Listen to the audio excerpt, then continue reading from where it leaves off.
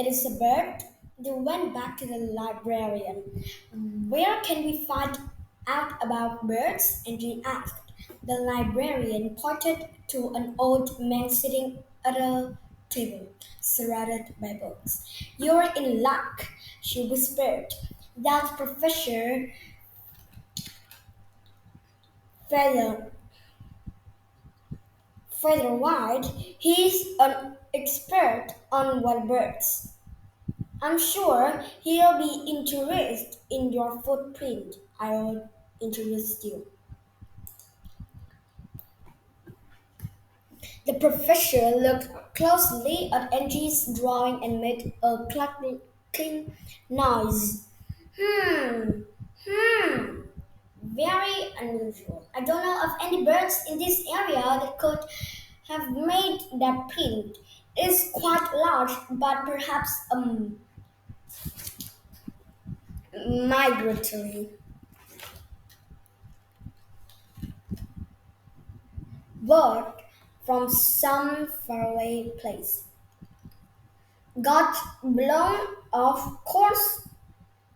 Asked Gerald, finishing the professor sentence. Well, just possibly, said the professor.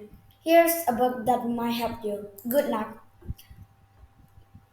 It was a large book full of pictures, and so heavy that Angie and Gerald had to make turns carrying it home. They took the book straight to Angie's room and pored over page after page of birds with webbed feet, but nothing looked right.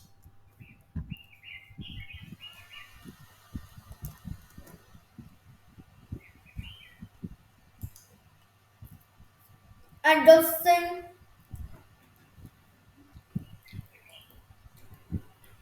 I don't think we'll find any big bird big enough to leave a print like that, said Jack.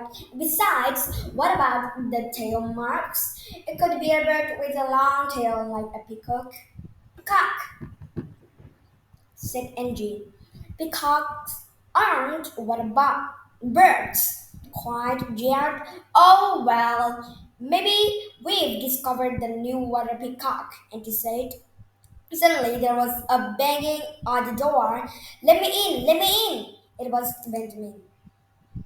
Jack solves the mystery. And he opened the door and Benjamin tumbled in, clutching something under his shirt.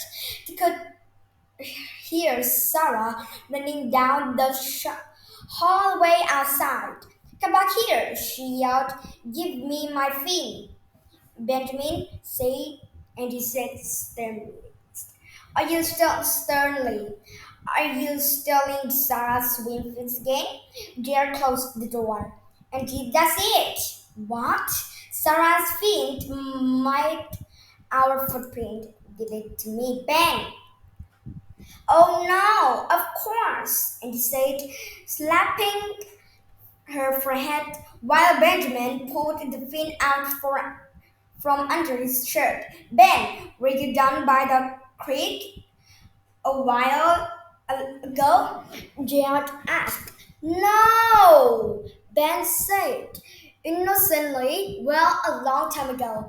Meanwhile, Angie measured the fin and compared it to their drawing and notes. You're right, Gerald. Is an almost perfect fit. Then she noticed the blanket tucked into Benjamin's shorts. The tail marks must have been his blanket.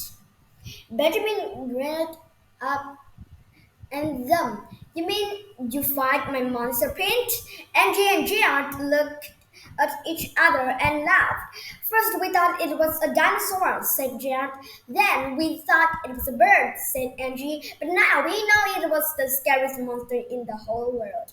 And she gave Benjamin a hug.